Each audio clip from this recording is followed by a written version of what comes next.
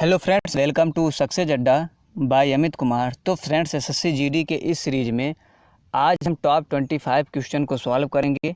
Top 25 question को solve करेंगे जो कि आपके आगामी एग्ज़ाम के लिए मोस्ट इम्पॉर्टेंट होने वाला है। तो फ्रेंड्स, आज का हमारा पहला क्वेश्चन है, निम्नलिखित में कौन सी योजना वित्तीय समावेशन के लिए केंद्र सरकार के कदमों में से नहीं है। तो फ्रेंड्स, प्रधानमंत्री उज्ज्वला योजना वित्तीय समावेशन के लिए केंद्र सरकार के कदमों में से नहीं है। तो फ्रेंड्स, प्रधानमंत्री उज्ज्वला योजना का उद्देश्य अगले 3 वर्षों में गरीबी रेखा से नीचे के 5 करोड़ लाभार्थियों को रसोई गैस के कनेक्शन प्रदान करना है। कितना? 5 करोड़ लाभार्थियों को रसोई गैस प्रदान करना है। इसका उद्घाटन या इसका शुभारंभ प्रधानमंत्री नरेंद्र मोदी द्वारा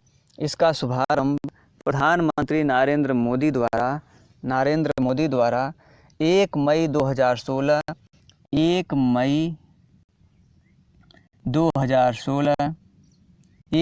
2016 बलिया उत्तर प्रदेश में इस योजना का शुभारंभ किया गया। यदि फ्रेंड्स आपसे पूछे प्रधानमंत्री उज्ज्वला योजना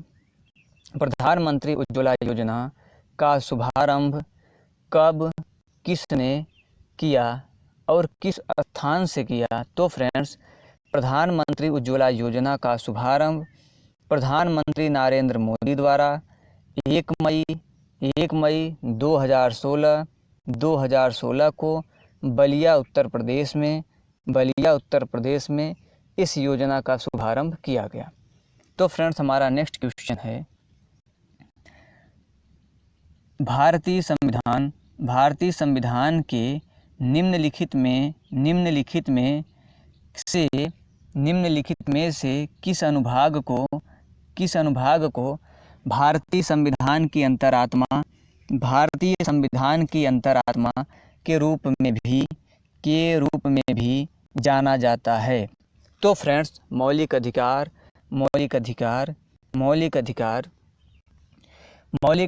को भारतीय संविधान की अंतरात्मा के रूप में जाना जाता है। मौलिक अधिकार को भारतीय संविधान की अंतरात्मा के रूप में जाना जाता है। भारतीय संविधान मौलिक अधिकार भारतीय संविधान के भाग 3 में अनुच्छेद 12 से 35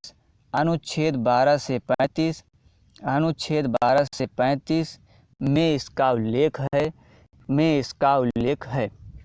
फ्रेंड्स, भारतीय संविधान के भाग 3 को भारत का अधिकार पत्र कहा जाता है।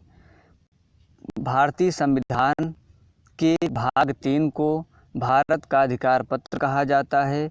मौलिक अधिकार का उल्लेख भारतीय संविधान के अनुच्छेद 12 से 35 भाग 3 के बीच इसका उल्लेख किया गया है। तो फ्रेंड्स, हमारा नेक्स्ट क्वेश्चन है, भारतीय सभा की मसौदा समिति के अध्यक्ष कौन थे? तो फ्रेंड्स, भारतीय संविधान सभा की मसौदा समिति या प्रारूप समिति के अध्यक्ष डॉक्टर भीमराव अंबेडकर थे। नेक्स्ट क्वेश्चन, निम्नलिखित में से कौन सा विकल्प स्योत्सव होता है? ए दशहरा, बी जन्माष्टमी, सी अक्षय तृतीया, डी ओणम। तो फ्रेंड्स ओणम, देखिए ओणम को स्योत्सव के रूप में जाना जाता है। ओणम को स्योत्सव के रूप में जाना जाता है। यह केरल राज्य का एक प्रमुख त्यौहार है। यह केरल राज्य का एक प्रमुख त्यौहार है।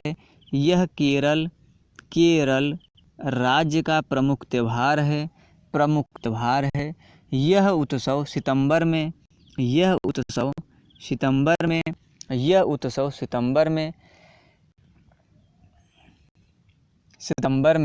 राजा महाबली के स्वागत में प्रतिवर्ष आयोजित किया जाता है। तो किसके स्वागत में? राजा महाबली के स्वागत में प्रतिवर्ष आयोजित किया जाता है, जो 10 दिनों तक चलता है। 10 दिनों तक चलता है। यह उत्सव त्रिक्काकरा कोच्चि के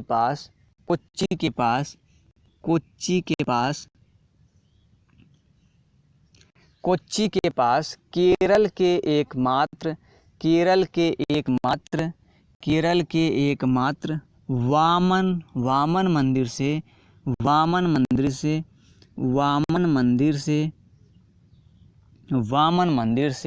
प्रारंभ होता है। इस त्योहार में नौका दौड़ का आयोजन किया जाता है। इस त्योहार में नौका दौड़ का आयोजन होता है। तो फ्रेंड्स हमारा नेक्स्ट क्वेश्चन है, हाइपरमेट्रोपिया के बारे में निम्नलिखित में से कौन सा कथन गलत है? तो फ्रेंड्स हाइपरमेट्रोपिया के बारे में निम्नलिखित में से कौन सा कथन गलत है? तो फ्रेंड्स ऑप्शन ए करेक्ट होगा, क्योंकि हाइपरमेट्रोपिया को दूरदृष्टि दोष कहा जाता है। हाइपरमेट्रोपिया को दूरदृष्टि दोष भी कहा जाता है। इससे प्रभावित व्यक्ति आसपास की वस्तुओं को ठीक से नहीं देख पाता। इससे प्रभावित व्यक्ति आसपास की वस्तुओं को ठीक से नहीं देख पाता। दीर्घदृष्टि दोष की समस्या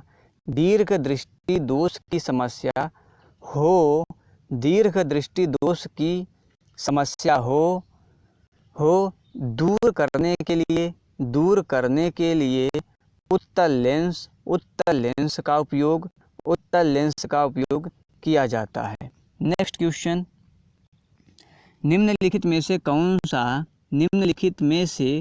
कौन असम से संबंधित लोक नृत्य नहीं है? निम्नलिखित में से कौन असम से संबंधित लोक नृत्य शैली नहीं है? मंदजास, क्योंकि मंदजास जम्मू एंड कश्मीर का लोक नृत्य शैली है। नेक्स्ट क्वेश्चन, किसी भी खाद्य श्रृंखला में शीर्ष स्तर पर कौन कब्जा कर लेता है? तो फ्रेंड्स किसी भी खाद्य श्रृंखला में शीर्ष स्तर पर मनुष्य कब्जा कर लेता है। नेक्स्ट क्वेश्चन,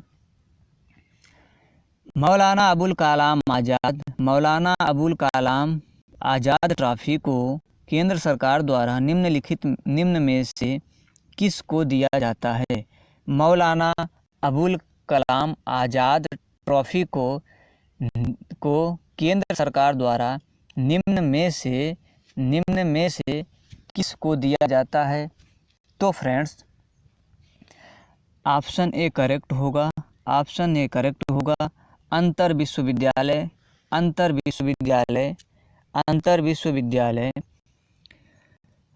विश्वविद्यालय टूर्नामेंट में समग्र रूप से समग्र रूप से शीर्ष प्रदर्शन करने वाले विश्वविद्यालय को केंद्र सरकार द्वारा मौलाना अबुल कलाम आज़ाद ट्रॉफी प्रदान की जाती है। नेक्स्ट क्वेश्चन, निम्न में से कौन सी गैर आवश्यक जीवन प्रक्रिया है? निम्नलिखित में से कौन सी गैर आवश्यक जीवन प्रक्रिया है? तो फ्रेंड्स, संचारण गैर आवश्यक जीवन प्रक्रिया है। नेक्स्ट क्वेश्चन, निम्नलिखित में से किस राज्य में जनसंख्या घनत्व सबसे अधिक है? तो फ्रेंड्स, बिहार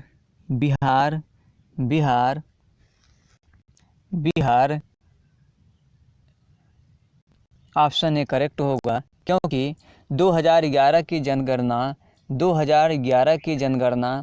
के अंतिम आंकड़ों के अनुसार बिहार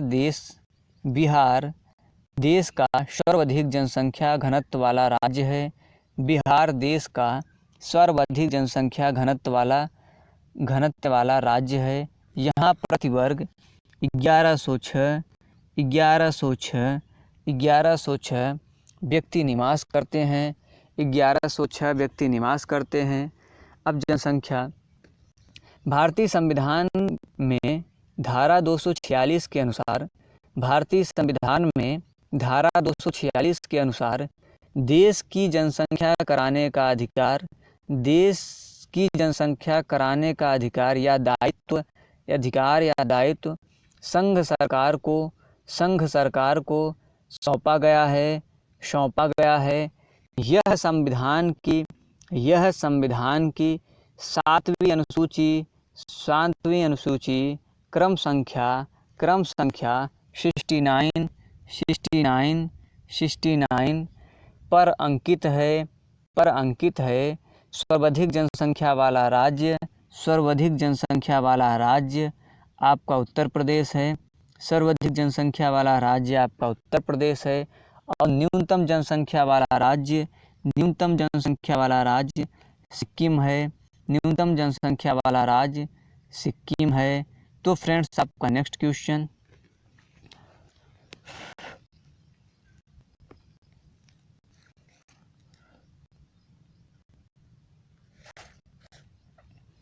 भारतीय संविधान में अवशिष्ट मामलों पर कानून बनाने का अधिकार किसे सौंपा गया है? तो फ्रेंड्स, भारतीय संविधान में अवशिष्ट मामलों पर कानून बनाने का अधिकार केंद्र सरकार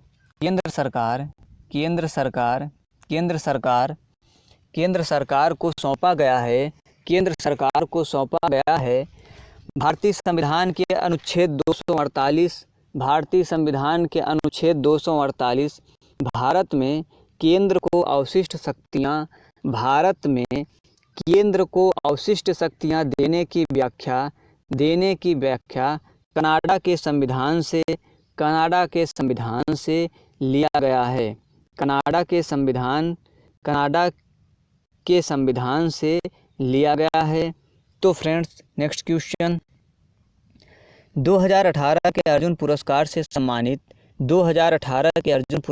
सम्मानित रोहन बोपन्ना किस खेल में उपलब्धियों के लिए जाने जाते हैं? तो फ्रेंड्स, टेनिस। नेक्स्ट क्वेश्चन, पश्चिमी घाट की सर्वोच्च ऊंची चोटी कौन सी है? तो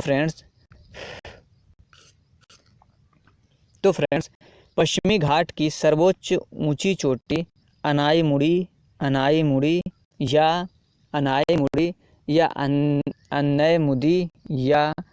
अन्नयमुदी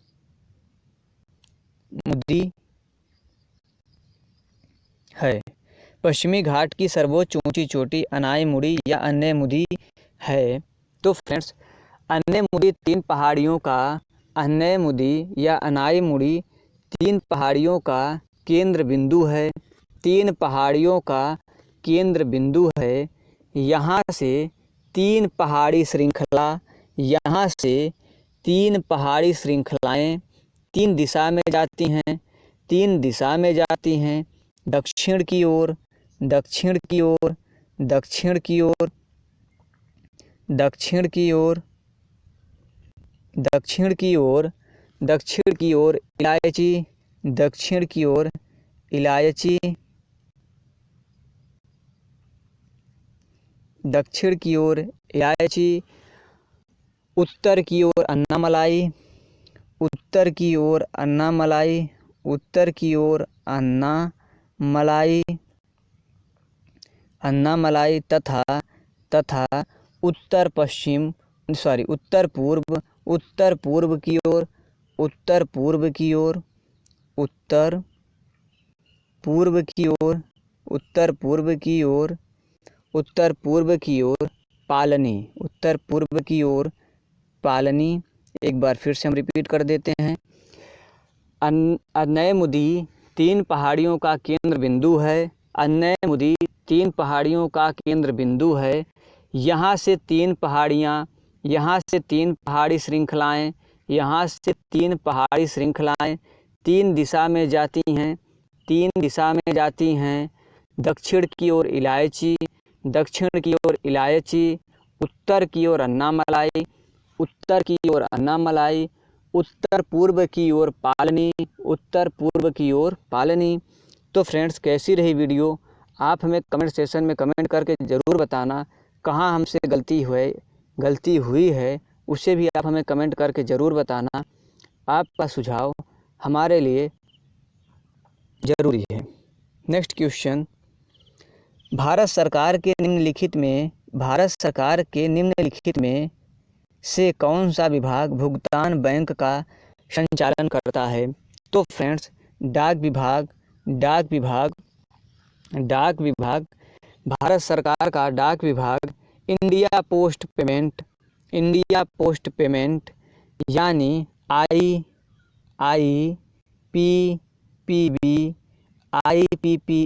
आईपीपीबी का संचालन करता है, आईपीपीबी का संचालन करता है। नेक्स्ट क्वेश्चन, सुल्ताना रजिया के पिता कौन थे? सुल्ताना रजिया के पिता कौन थे? तो फ्रेंड्स,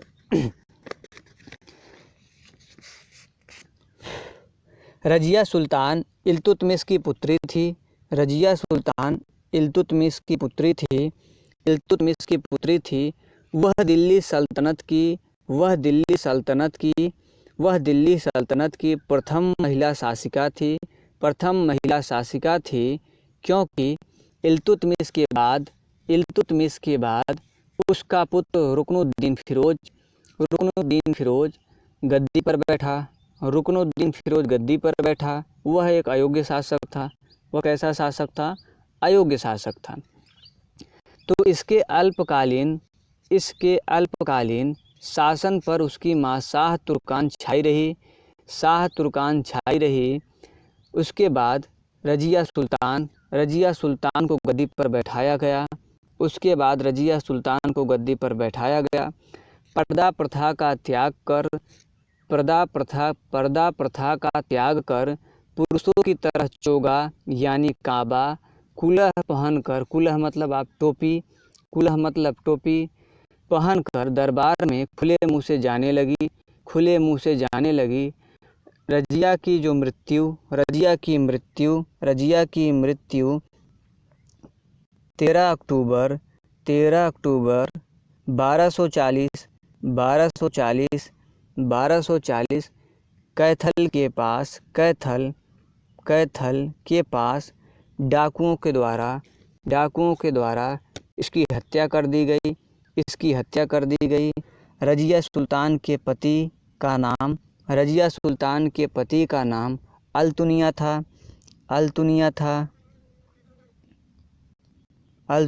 था। नेक्स्ट क्वेश्चन, निम्नलिखित में से कौन सा संगठन विश्व विकास रिपोर्ट प्रकाशित करता है? तो फ्रेंड्स, विश्व विकास रिपोर्ट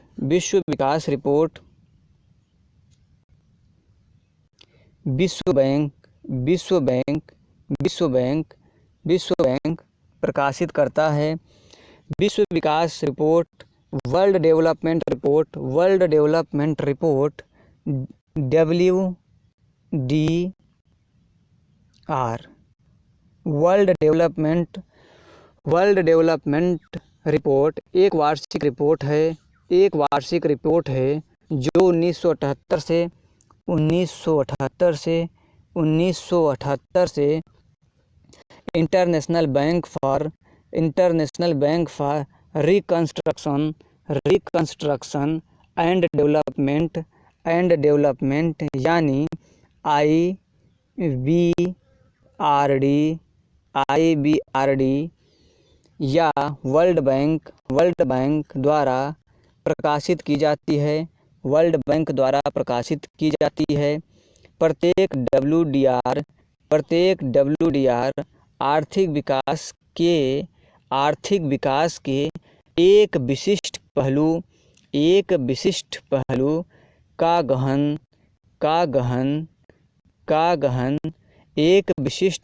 का गहन विश्लेषण प्रदान करता है। नेक्स्ट क्वेश्चन, निम्नलिखित में से कौन सी नदी प्रसिद्ध शिव समुद्रम जलप्रपात बनाती है? तो फ्रेंड्स, कावेरी नदी शिव समुद्रम जलप्रपात का निर्माण करती है। शिव समुद्रम जलप्रपात का निर्माण कावेरी नदी द्वारा की गई है। कावेरी नदी द्वारा की गई है। यहाँ 98 मीटर, यहाँ 98 मीटर, यहाँ 98 मीटर की ऊंचाई से जल गिरता है। 98 मीटर की ऊंचाई से जल गिरता है। 98 मीटर की ऊंचाई से जल गिरता है। इसका उपयोग जल विद्युत उत्पाद के लिए होता है। इसका उपयोग जल विद्युत उत्पाद के लिए होता है। इस पर स्थापित जल विद्युत गृह एशिया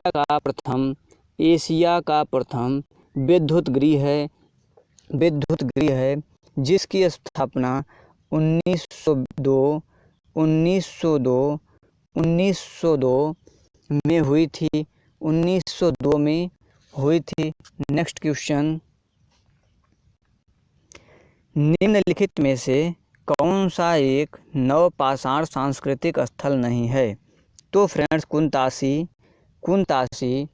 कुंतासी भारत के गुजरात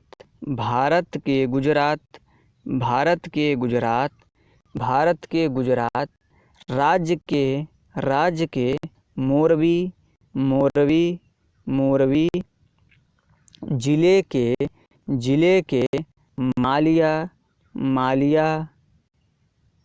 मालिया तालुका में स्थित संधव स्थल है। नेक्स्ट क्वेश्चन, पत्ते का वह भाग जो इसे तने से जोड़ता है वह कहलाता है। पत्ते का वह भाग जो इसे तने से जोड़ता है वह डंठल कहलाता है। नेक्स्ट क्वेश्चन, गुरुत्वाकर्षण के बारे में निम्नलिखित में से कौन सा कथन सही नहीं है? तो फ्रेंड्स, न्यूटन के गुरुत्वाकर्षण बल पर अपने शोध में केपलर के सिद्धांत पर भरोसा नहीं किया। यह ऑप्शन सही नहीं है। देखिए फ्रेंड्स, न्यूटन से कम आपका 3 क्वेश्चन उठता है। कभी कभी वो पूछता है कि न्यूटन की पुस्तक का नाम क्या था? न्यूटन की पुस्तक का नाम प्रिंसिपिया था। क्या था? प्रिंसिपिया। यह कब प्रकाशित हुई थी? तो फ्रेंड्स, यह 1687 ईस्वी में प्रकाशित हुई थी। नेक्स्ट क्वेश्चन, बिकमिंग शीर्षक पुस्तक के लेखक कौन हैं? तो फ्रेंड्स, मिशेल ओबामा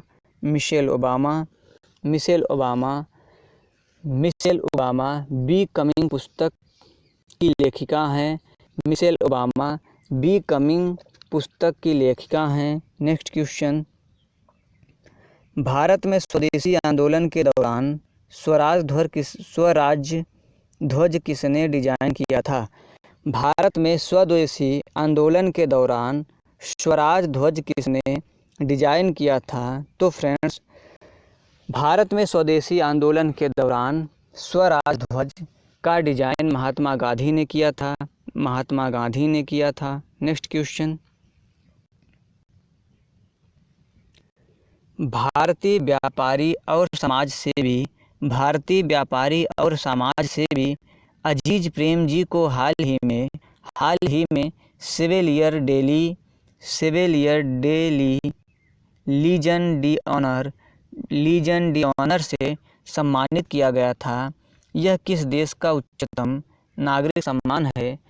तो फ्रेंड्स, सेवेलियर डेला लीजन डी ऑनर यूरोपीय देश फ्रांस का उच्चतम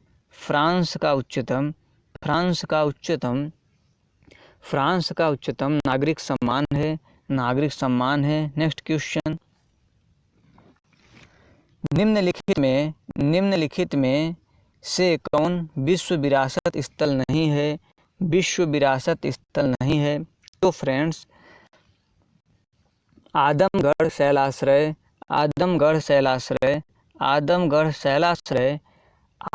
शैलाश्रय यूनेस्को के विश्व विरासत स्थलों की सूची में शामिल नहीं है। विश्व विरासत स्थलों की सूची में शामिल नहीं है। नेक्स्ट क्वेश्चन, रामनाथ गोयनाका पुरस्कार किस क्षेत्र में योगदान के लिए प्रदान किया जाता है? तो फ्रेंड्स, रामनाथ गोयनाका पुरस्कार पत्रकारिता के क्षेत्र में विशिष्ट योगदान